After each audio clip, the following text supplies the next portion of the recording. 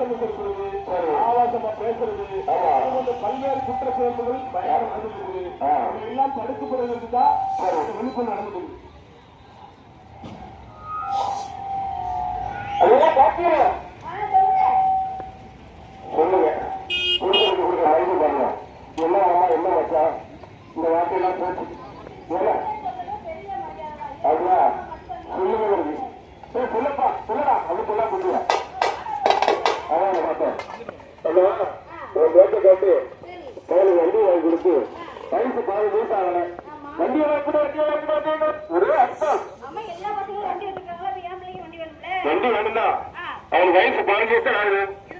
அதுக்குள்ள வண்டி வாங்கி கொடுக்கணுமா? வண்டி வாங்கி சொல்லி வண்டி வாங்கி கொடுத்தேன். அவன் கையில என்ன தெரியுமா?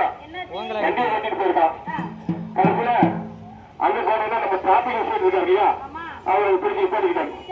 பிடிச்சிட்டு பார்த்தோம்னா ஐயா அவங்க போன வச்சு ஐயா சொல்லுங்க அப்படின்னு கடைசியில் என்னன்னு கேட்டாச்சுன்னா இந்த பையனுக்கு வண்டி வயசுல ஆகுதுல்ல ஐயா 15 வயசுல ஆகும்.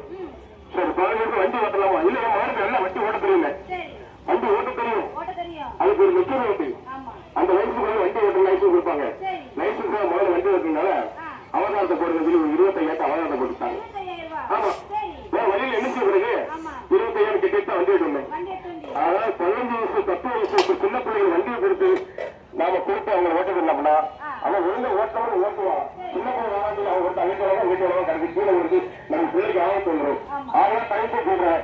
சின்ன பிள்ளைகிட்ட வண்டி கொடுக்காதுங்க. அவங்களுக்கு வெற்றி ஆனப்பதான் லைசன்ஸ் எடுத்து ஓட்டணும். இதுக்கு சாலை பாதுகாப்பு உதவி சொல்லி நிறைய அம்புக்குள்ள போட்டுறாங்க. சில பேர் என்னன்னா மருத்துவமனை கோவில்கள் இந்த மாதிரி பெரிய பெரிய ஸ்தாபனங்கள் அப்படி ஒரே கோடு கொடுப்பாங்க. அந்த கோடு எடுத்து பண்ணுவாங்க தெரியுமா இருக்கா? ஒரு மாவட்டத்துல கேட்டாராம். அவர் சொன்னால இது ஏன் மாதிரி பணம் சொன்னாங்க. அது மனுஷன் போட்டு மட்டும் அந்த இடத்துல வந்து பையன் நடந்து போகணும். அப்ப வட்டிக்காரங்க போய் சொல்ல போவாங்க தெரியும். அதுக்காக ஒரு அம்புக்கடை போட்டு ஒரு பேஸ் போட்டாங்க. ஒரு அம்புக்கடை போட்டு அது குறுக்க ஒரு அடி அடிச்சுப்பாங்க.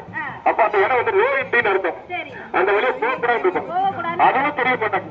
சில இடங்கள்ல ஒரு மான் படம், மயில் படம், இந்த மாதிரி யானை படம், புலி, மாடு இப்படி படம் போட்டு ஒரு அம்பு ஒரு சூழல் இருக்கு சூப்பா. அப்படின்னா அது எந்த இடம்னா அந்த இடத்துல வாகனங்கள் போகும்போது அது வந்து ஃபாரஸ்ட் ஏரியா.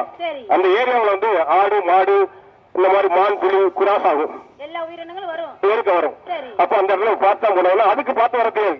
அது ஐந்தறி ஜீவன் அதுவாட்டு வந்துட்டு போய் இருக்கும். நம்ம ஓட்டும் போது இந்த இடத்துல அம்முக்கூட போட்டுக்காங்க அப்படின்னா அந்த இடத்துல வந்து கண்டிப்பா இந்த ஏரியாவில் அந்த மாதிரி மிருகங்கள் வரும் அப்படின்னு வனப்பாதையில் போட்டுப்பாங்க.